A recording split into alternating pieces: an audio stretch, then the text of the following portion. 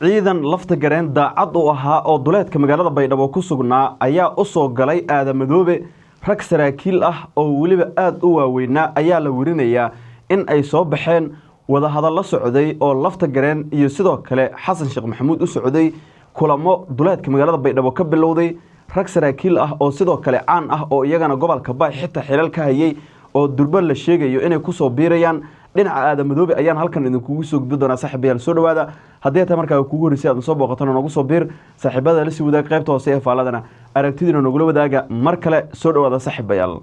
aynu ku bilownaa sida aad badankiin ka warqabtaan xiisada magaalada Baydhabo ee gobolka Baay ayaa cirka isku sii shareeraysa siyaasad ahaan iyo amni ahaanba Baydhabo waxaa la warinayaa in saacadihii la soo dhaafay jabi ka duwan kii hore ay ugu jirtay ay ku jirto aadamadoobe waxaa la warinayaa in raggii saraakiisha ahaa ee lafta gareen la joogay si gaar ah inta uu u wacay dhammaantood qaarkood ay ka ballan qaadeen in ay ka soo baxayaan safka lafta gareen qaarkoodna la tilmaamay in durbaba ay muujiyeen in ballantii ay qaadeen ay ka dhabeeyeen waxaan maanta magaalada Baydhabo soo gaaray xubno ciidan ah oo uu hogaaminayay taliyihii degmada Waajid ee gobolka Bakool ninka lagu magacaabo Kalay kaas oo la tilmaamay in ay la socdeen 3 gaari oo kuwa cabdibilayaasha ah sidoo kalena la tilmaamay in ciidankoodu uu waday ilaa iyo hubkooda waxaana uu la soo galay magaalada Baydhabo ee gobolka Baay xogaha iyo wararka aan hadda helayno waxa ay sheegayaan Kalay in lagu soo dhaweeyay gudaha magaalada Baydhabo ee gobolka Baay waxaana la warinayaa arintan in ay timid kadib markii aadamadoobe iyo ninkan maanta soo goostay xiriir ay lahaayeen muddo bilooyin ahba wada hadalkii socday la isku afahmay guud ahaanna heshiisyo la gaaray oo horudhaca ay keeneen in ninkan uu soo goosto oo Kalay la yiraahdo sidoo kalena ku soo biiro dhinaca aadamadoobe oo xilligan hogaamiya koonfur galbeed Soomaaliya xogta iyo wararka aan helayno waxa ay sidoo kale sheegaysaa in rag kale oo ciidan ka tirsan ay wadada ku soo jiraan oo ay kamid yahay Amiin Madaroor ninka lagu magacaabo taliyihii qaybta guud ee booliiska ee gobolka Baay dowlad goboleedka koonfur galbeed ee Soomaaliya lamana oga xilliga rasmiga ah ee uu soo bixi doono iyo xilliga rasmiga ah ee uu imaan doono gudaha magaalada Baydhabo iyadoo xaaladda hadda la warinayo inay tahay mid degan ciidamadana durba ay bilaabeen dhaqdhaqaaqyo iyo kulamo ay doonayaan inay kula qaataan gudaha magaalada ninkan lagu magacaabo Ibrahim Kalay oo kamid ahaa saraakiishii ciidanka ee daacadda u ahaa Cabdicaziz Xasan Maxamed lafta gareen haddaba maxaad ka ogtahay ciidankan iyo gaadiidkan 3 gaaraya ee uu la soo goostay isla markaana uu la yimid gudaha magaalada Baydhabo mashirqoolba oo halkaas lafta gareen ayaa u soo diray ninkan hadda waxa xoguhu ay sheegayaan in markii gudaha magaalada Baydhabo ay yimaadeen durba hubkii laga qaaday ciidankiisii la kala dejiyay goobo kala duwan oo ciidanka xooga lagu daray halka wararka qaarna ay sheegayaan in goob gaar ah la geeyay oo lagu ilaalinayo laakiin hubkii cuslaa ee waaweynaa ee ay wateen inta laga qaaday sidoo kalena gudaha magaalada hadda ay ku sugan yihiin waxaana gacanta ku haya ciidan ka tirsan kuwa commandoska gorgor ee xooga dalka Soomaaliyeed ee ku sugan gudaha magaalada Baydhabo ee gobolka Baay kuwaas oo la sheegayo in ay la degeen ciidankan 3 gaari ee cabdibilaha ah iyo hal mooto oo nooca Soomaalida u yaqaanaan feekonta ah ee uu watay ninkan Ibrahim Kalay lagu magacaabo oo ka soo goostay dhinaca Cabdicaziz Xasan Maxamed lafta gareen Kalay keligii ma aha waxa la warinayaa in rag kale oo saraakiil ah oo gobolkaasi Baay duleedkiisa ku sugan gaar ahaan magaalada Baydhabo duleedkeeda ku sugan ay qayb ka yihiin oo ay iyagana saacadaha soo aadan la filayo inay soo gaaraan gudaha magaalada Baydhabo hadalheen xoogan ayaa jirta oo ku aadan in uu soo goosanayo ninka lagu magacaabo Amiin Madaroor oo kamid ahaa taliyihii qaybta guud ee booliiska gobolka Baay kaasi oo in badan oo kamid ah duurka ku jiray lafta gareen saaxiib dhow la ahaa lana safnaa saacadihii ilaa maalmihii ugu dambeeyna la sheegay in telefoonno isdaba joog ah ay kaga imaanayeen dhinaca madaxtooyada koonfur galbeed Soomaaliya gaar ahaan Aadan Maxamed Nuur Madoobe hogaamiyaha xilligan maamulkaasi koonfur galbeed xogta iyo wararka sidoo kale waxa ay sheegaysaa in Amiin Madaroor kaligiis uusan ahayn ragga saraakiisha ah ee raba inay halkaas ka soo baxaan oo duurka ka soo baxaan sidoo kalena ay yimaadaan gudaha magaalada Baydhabo waxay xogtu sheegaysaa in ay jiraan rag kale oo ciidanka ka tirsan oo xitaa ay kamid yihiin ragga hogaaminaya oo taliyihii amaaniraadii afayeenkii dowlad goboleedka koonfur galbeed xilligii Cabdicaziz lafta gareen ninka lagu magacaabo Xasan Cabdi Maxamed iyo sidoo kale Xasan Cabdiqaadir oo isagana ah taliyihii amaaniraadii wasiirkii amniga gudaha ee dowlad goboleedkii koonfur galbeed ee Cabdicaziz Xasan Maxamed lafta gareen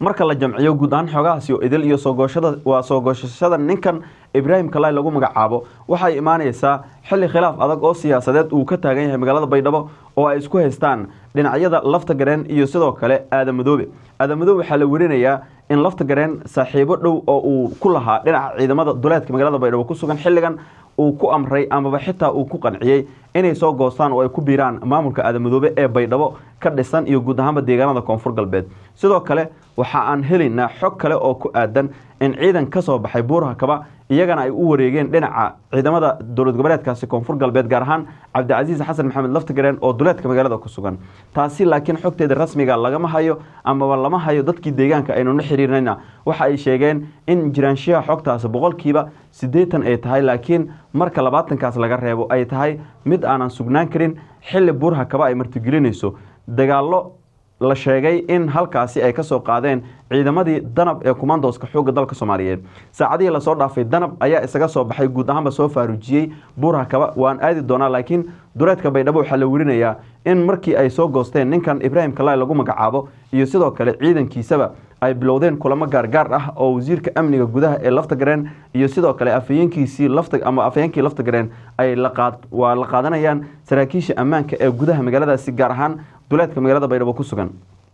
sidoo kale waxaa la warinayaa in kulamadaas diiradda lagu saarayo in ciidamadu ay markaas isdajiyaan wax walba ay hagaagi doonaan rag kale ayaa iyagana la sheego oo ehel ahaan ay isxigaan lafta gareen in Baydhabo lagu xiray saacadii la soo dhaafay lama oga qorshahan inuu yahay qorshayaal lafta gareen uu doonay in Baydhabo si sahlan uu rabo inuu ku qabsado maadaama raggii ciidankiisa waliba kuwii uu ugu aaminsanaa ay xilligan ka soo goosteen oo duleedka Baydhabo ay ka yimaadeen oo gudaha magaalada ay soo galeen sidoo kale lama oga qorshe kale oo ka duwan lafta gareen inuu rabo inuu Baydhabo ku soo galo maadaama ciidamadii Itoobiya halkaas joogay qaarkood saacadii la soo dhaafay la wariyay in ay isku diyaarinayaan inay ka baxaan gudaha magaalada Baydhabo laakiin xogtaas ma sugno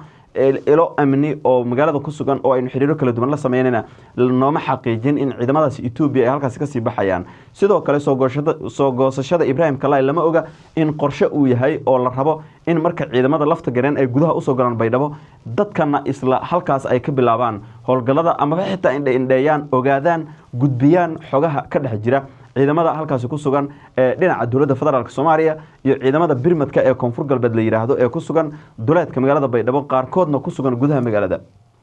haddaba aynu Buuraha Kaba aadno